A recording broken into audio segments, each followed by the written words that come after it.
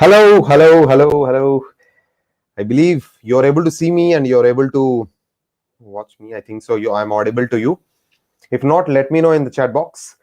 Hello, this is Santhosh Nimmani. Today again, I'm back with Tuesday interview preparation. That is tip. So every week, Tuesday at 10 p.m., I will be coming up with some topic out there. So today, I came up with one of the most interesting topic right now, which is going to be our future as well. That is about the virtual interviews. So most of the people right now already started using this virtual interview. It's been so long. It's been probably 1 year. We already started this virtual interview concept. But yes, there are a lot of mistakes people are doing.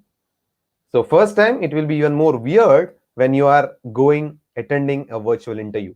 So today, I'm going to discuss about 5 mistakes which you should avoid.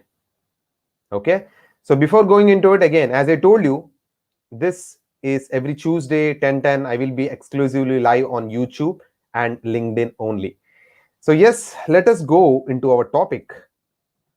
So first thing is about, as I told you, it's about virtual interview. So most of the already companies adopted this particular concept of virtual interviews, because right now this is the future. We don't know when the lockdown opens up again. It will be normal and all, so obviously we hope it should happen. But yeah, we should accept the truth that right now we are in a age of where we cannot even expect when this opens up, and even we don't know when it is going to be again a normal situation, right? So yes, that's what regarding this point.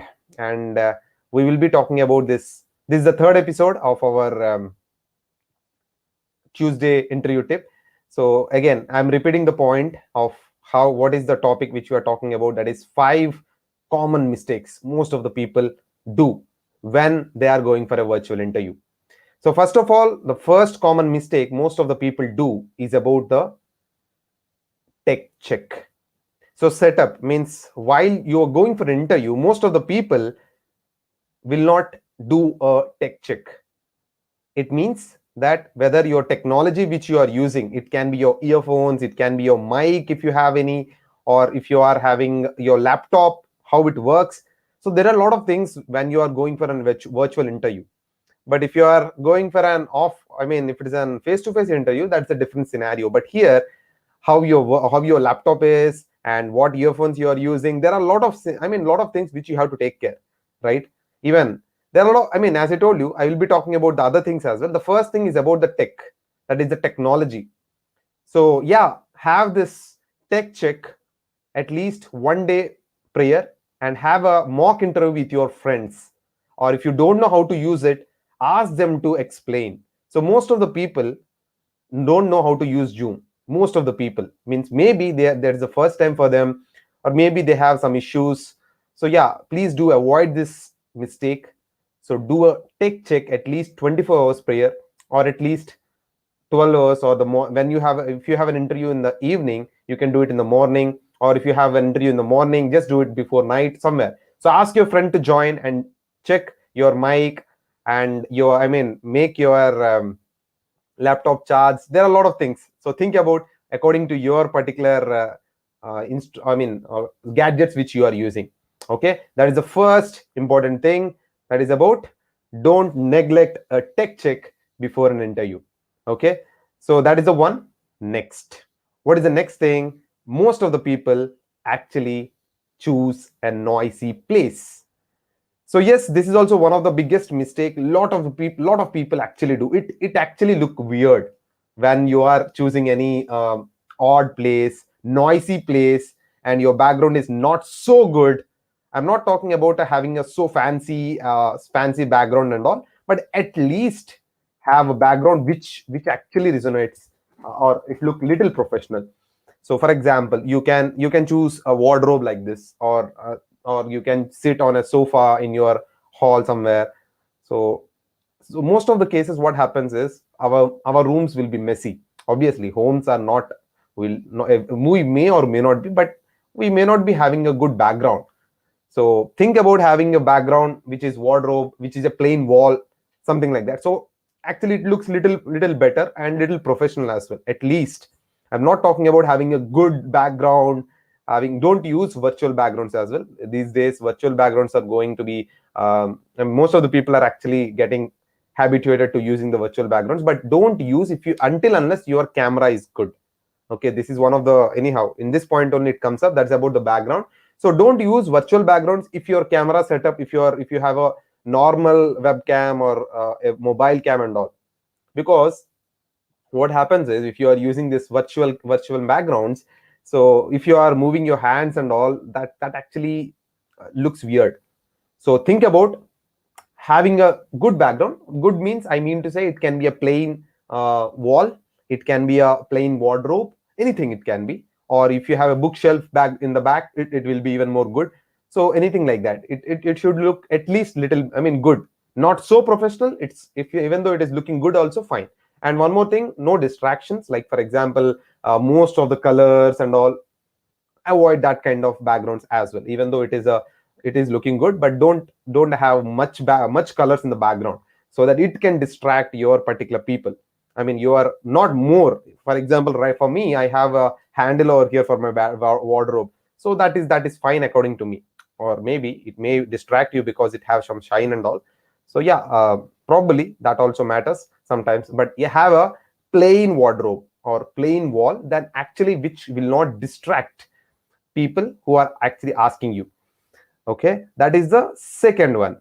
Now coming to the third one, is about having your notes ready, but yeah, which is actually distracting what your interviewer is talking about. So for example, even right now as well, I should accept one point, that I am also having a notes with me right now. I also have a notes, but not frequently I'm looking into it. That's, you have to accept, not frequently. Until unless something comes up, I have to look into that notes and I will talk. So basically most of the people will have a notes having about their experiences. There are some common questions will be in the interviews, right? So right now, I mean, in the face to face, there is no option of writing your notes and all. But yeah, here in online, probably there are high chances that you can have your hand notes written. It's fine, it's completely fine. But not completely relying on it, it is a bad thing. That's what I mean. So don't take off your don't take off from your camera and go to your review notes every single time, or most of the times. I'm not telling, at least go for some time, but it's fine. But don't go so frequently, which may distract the, I mean, the people who is interviewing you. Okay, so this also is one of the most people, this is one of mistake a lot of people do. Okay, so that's what that's what I suggest people. If you have a notes, well and good, but answer it according to you. But if it is required, then only have your notes ready and answer from your notes. In some points we may remember or we may not remember. So yeah, obviously that can be taken from your particular notes, and you can do it. For now, I mean, what I am doing it right now, I have a notes already which is written, because I'm prepared with what I have to talk. I mean, all these things I have been, I mean, I already have my notes pointers ready with me. So obviously I can look into it, but not frequently. I'm not looking into it. Until unless that point comes, I'm not looking into it. Okay, that is what the importance of having a notes. And that is how, I mean, that's an importance of, importance of preparing beforehand is also very important. Okay, so that is the third point. That is, don't, if you have review notes, if you have the pointers, well and good, but don't frequently look into that notes, distracting you from the camera. Okay, that actually makes a negative impact on you when you are having an interview, when the interviewer is looking at you. Okay, and the fourth is about, yes, the same thing but in a different side. So this is a common thing most of the people do. So when, I mean, the same distractions but by other means. What I mean is, so for example, in your laptop there are softwares which are running in the background. So it can be WhatsApp. In your laptop, a WhatsApp is running, or some other messengers are running. Social media is running parallelly when interview is going on. Notifications are popping up on your screen and you're getting distracted immediately, or something is going on. So this might look even more weird. So I mean, I always do this. That's what I do. So obviously I'm telling you also to do. So I always restart my system before any interview or before any live sessions or anything. Most of the times I do restart my systems so that my system will not slow down. That's the first point. And second point is all applications will be closed. So whatever work I have, I will save everything and I will before half an hour or before 1 hour, I will restart my system completely. I will not open anything in the parallel. So this is very important. Most of the people, all maybe they are in hurry or they are in something else, but this also matters sometimes. So when you are actually having a conversation with your interview, someone actually calls in WhatsApp in a video call, suddenly it pops up. Your distraction will be going there. Maybe it may be your best friend or your wife or someone else, which is important call maybe. But yeah, this actually distracts you. If you are distracted, obviously your interviewer also get distracted. If it is urgent, you can ask him, or if you can ask her regarding I'm getting an important call, I want to take it, it's fine. But yeah, it is very important to not get distracted by any means. So keep in mind, when you are attending any virtual interview, online interview, or video interview, always restart your system and don't get distracted by the other applications which are running in your laptop or your system or your mobile, wherever it is. Okay. Last but not least, and very important, this is also one more important thing which I have done in my recent days, is about having a backup plan. Again, this is a world where we don't know what is going to happen, right? So yeah, always have a backup plan. Most of the people don't have a backup plan. If, for example, when you are having an interview, suddenly power goes off, what might happen? You cannot expect, I mean, that you have to expect it before, and at least have some backups.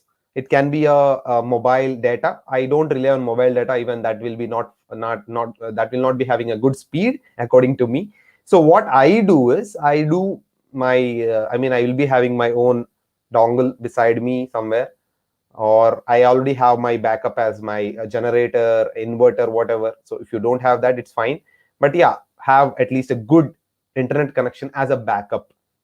That actually will be definitely useful for you, because right now we don't know when power goes off. Because if power goes off, all the things, Wi-Fi will be going off, laptop, maybe some laptops may be switching off, I mean, will be having low power. I have experienced this a lot of times. So this is my personal experience. I should share this one. Once there is a live, within 10 minutes suddenly power went off. I don't have any backup. But one more bad thing is I don't even have the power, I mean, power backup in my laptop. So I should go live in 10 minutes. Okay, so generator is available, but unfortunately that generator is not given access to all the ports. Only some specific rooms in my home is being given, or even some specific accessories or some specific things are, I mean, plugs are being given power. I mean, we have given power to only specific things. So because of which now I cannot even charge my laptop. It even to start the generator, it will take 10-15 minutes. So after getting the power, I have to go and plug it in, switch it on, log in into whatever I want. So it takes lot of time. And apart from that, we will get some negative sense, and even we'll get nervous at that moment, right? We will be in a hurry. So that moment, even more things happens. So you always have a backup plan. As I told you, the first point, remember that, have a tech check. So with your backup plan as well, have a tech check. This is very important right now. And because even this is coming, so even more power cuts will be there. It's summer season or rainy, oops, whatever season it is, there will be power cuts. Obviously, right now also my Wi-Fi went down a little bit for a few seconds. Okay, yes, that is what my point. I mean, these are the 5 mistakes which I also made in the starting of my virtual interviews. But yeah, I have rectified and I worked on it, and I experienced, after getting experience, obviously I can tell you, right? So that's where I was talking about this.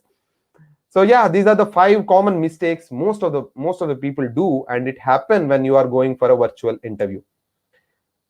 So do let me know in the comment box if you have any questions, or if you find any other mistake which you have done from your experiences. So with that, yeah, thank you so much. That's it from our Tuesday's interview preparation tip.